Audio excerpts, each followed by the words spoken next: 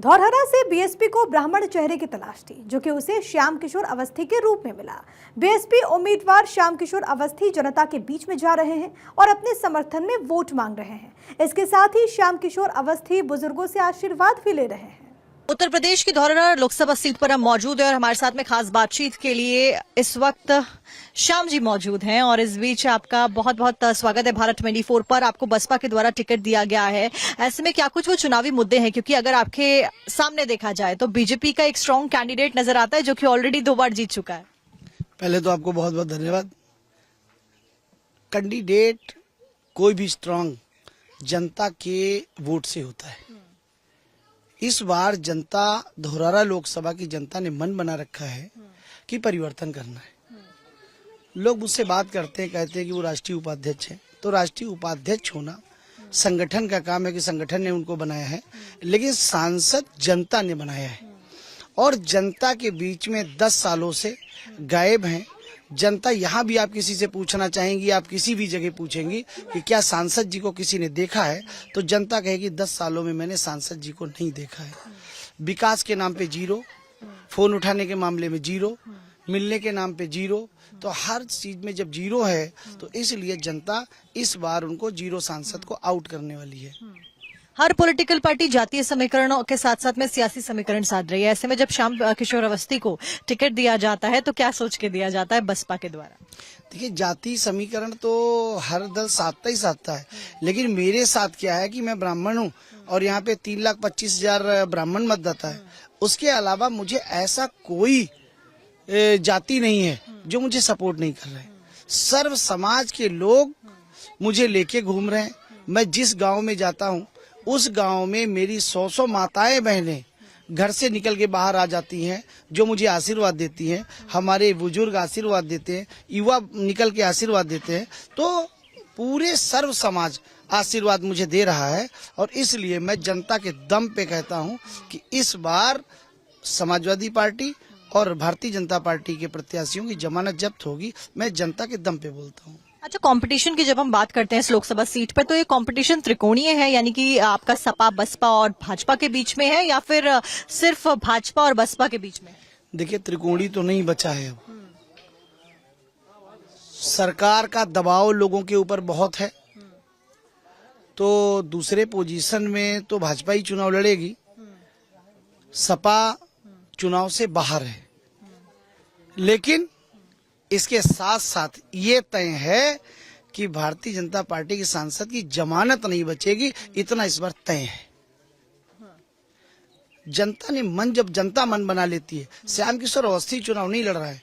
इस समय जनता का एक व्यक्ति चुनाव लड़ रहा है। हमारी माताएं बहनें मेरे लिए फोन करके लोगों से वोट मांग रही हैं। मेरे बुजुर्ग जिनकी 70-75 साल की उम्र है, वो मोटरसाइकिल के से बैठ के एक दूसरे गांव में जाके वोट मांग रहे हैं। मेरे लिए युवा घर से निकल के वोट मांग रहा है। तो इस बार सांसद जी तो आउट हैं, लड़ाई तो भाजपा से ही होगी। 2014 में मोदी की लहर कही गई, 2019 में मोदी की लहर कही गई, ऐसे में क्या 2024 में भी वो लहर कायम है? क्या प्रत्याशी से ज्यादा प्रधानमंत्री के चेहरे पर वोट पड़ेंगे, या फिर आप जनता बदलाव चाहती है? देखिए, जो अगर लहर की बात करें तो टिकट घोषणा के बाद चुनाव में 3 बार एक उप मुख्यमंत्री, 1 बार एक उप मुख्यमंत्री, 2 बार यहाँ के प्रदेश अध्यक्ष और पूर्व प्रदेश अध्यक्ष, स्वयं माननीय प्रधानमंत्री जी, देश के गृह मंत्री सब उतर चुके हैं। माननीय प्रधानमंत्री जी की रैली के अलावा सभी की रैली में कुर्सियां खाली मिली हैं। किसी की भी सभा में 2000 की भीड़ नहीं हुई है। आप सब तो जानते हैं और सब देखते भी होंगे कि क्या स्थिति है। तो अगर 2000 की भीड़ नहीं इकट्ठी हो रही है तो किस बात की लहर है? तो मुझे तो नहीं लहर दिखाई दे रही है। जो अगर किसी को लहर दिखाई दे रही है तो ये लोग बात करें।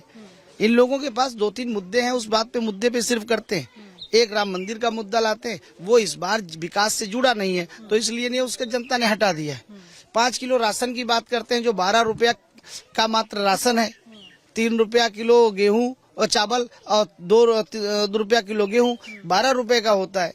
तो 12 रुपया 144 रुपए का जो अगर साल में राशन दे रहे हैं, उससे ज्यादा आवारा पशु उनकी फसलें खा जा रहे हैं। तो जनता इस बार तय कर चुकी है कि कोई कुछ बचा नहीं नीचे।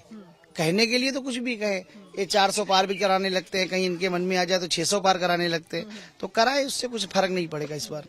अच्छा, मैंने क्योंकि बसपा के कई सारे कैंडिडेट्स जो मैदान में उतारे गए उनके साथ में वार्तालाप हुई, ऐसे में सबसे मेरा सवाल एक जरूर रहा और आपसे भी मैं सवाल जरूर करूंगी कि बहुजन समाज पार्टी किस नेतृत्व के साथ आगे बढ़ रही है, और खासतौर पर जब हम बात करते हैं अखिलेश यादव की, वो पीडीए का नारा दे रहे हैं, ओवैसी पीडीएम का नारा दे रहे हैं, प्रधानमंत्री नरेंद्र मोदी की बात करें बीजेपी ज्ञान का नारा दे रही है, ऐसे में बसपा का क्या नारा है? देखिए, माननीय बहन जी का नारा है विकास, और माननीय बहन जी अकेले दम पे चुनाव लड़ रही हैं पूरे प्रदेश में, किसी का कोई सहयोगी दल से कोई गठबंधन नहीं है।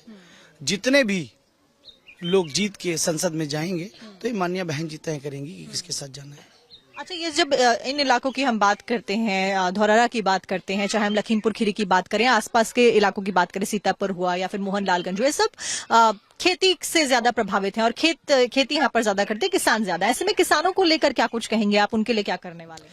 देखिए, किसानों को सरकार ने एक इस समय नौकरी दी है बगैर पैसे की, कि 12 घंटे तक बापू खेत बचाता है और 12 घंटे तक बेटा खेत बचाता है। ये नौकरी दी है। खेत बचाना मुश्किल हो रहा है, लोगों की फसलें गाय और सांड खा जा रहे हैं। लोग किसान के ऊपर किसकी चिंता है? किसान की चिंता कोई है ही नहीं इनके पास। ये सिर्फ चुनाव के टाइम किसान को याद करते, जनता को याद करते, उसके अलावा इनके पास कोई मुद्दा नहीं बचा। धौरहरा की जनता के मुद्दे क्या हैं? धौरहरा विधानसभा की बात करें तो सबसे बड़ा मुद्दा है बाढ़ का, और लोकसभा की बात करें तो सबसे बड़ा मुद्दा है आवारा पशुओं का।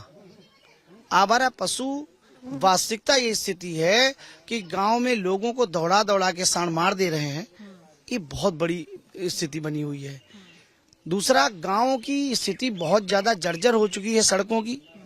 गांव की सड़कें जो बनी थी बहुत पहले, वो सड़कें खत्म हो रही हैं, नई सड़कें कोई बनी नहीं है। गांव में कोई कन्या महाविद्यालय आसपास में नहीं है। ये जो स्थितियां है, हॉस्पिटल की बहुत स्थिति खराब है। 7 सालों से उत्तर प्रदेश की सरकार लगातार हार्ट का डॉक्टर नियुक्त करने के लिए लखीमपुर में लगी है, आज तक नहीं नियुक्त हुआ है। आज युवा हमारे दम तोड़ रहे हैं, जिनका हार्ट अटैक हो रहा है, जब तक वो लखनऊ पहुंचते हैं। लखनऊ की दूरी लखीमपुर से 200-150 किलोमीटर की है, बॉर्डर की बात करें तो 250 किलोमीटर से ज्यादा की है। जब तक वो वहां पहुंचते हैं तब तक दम तोड़ देते हैं।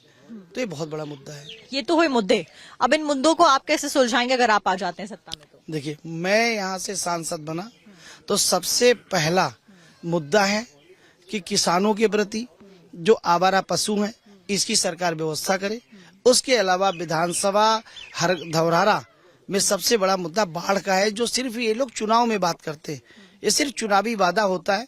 वहाँ की जनता इतनी त्रस्त है कि पूरे बाढ़ से उनके घर घर गायब हो जाते हैं। उसके ऊपर काम करना है। दूसरा एक मुद्दा और है कि गरीब के ऊपर सरकार ने सीधी चोट की है कि गांव में पहले बहन जी की सरकार थी तो स्कूल में बारातें रुक जाती थी। आज गांव में कहीं बारात घर नहीं है, और किसी भी गरीब के यहाँ बारात आती है तो आप समझ लीजिए उसको खेत में बारात रोकनी पड़ती है। 4 बूंदी भी ऊपर से गिर जाए तो घर वाले शर्म के मारे मरने लगते हैं। तो ये बहुत बड़ी स्थिति खराब है। जनता के ऊपर सिर्फ सरकार ने चोट की है और जनता को कुछ दिया नहीं है।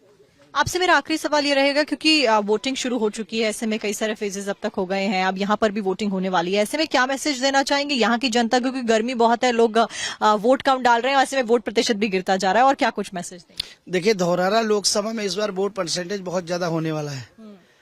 जनता जब चुनाव लड़ती है, स्वयं जब प्रत्याशी चुनाव लड़ता है तो जनता नहीं निकलती है, लेकिन जब जनता चुनाव लड़ती है तो स्वयं में अपने आप निकल के वोट डालते हैं। इस बार यहाँ जनता को मेरा एक यहाँ से अपील भी है, निवेदन भी है कि 13 तारीख को अपने घर से निकलें, पोलिंग बूथ पे जाएं, ज्यादा से ज्यादा संख्या में वोट डालें, हाथी वाला बटन दबाएं और अपने बेटे को, अपने भाई को सांसद बना के यहाँ से दिल्ली भेजे, तो जिससे जो 10 सालों से यहाँ विकास का पहिया रुका है वो विकास का पहिया घूम सके, जनता के सारे काम हो सके।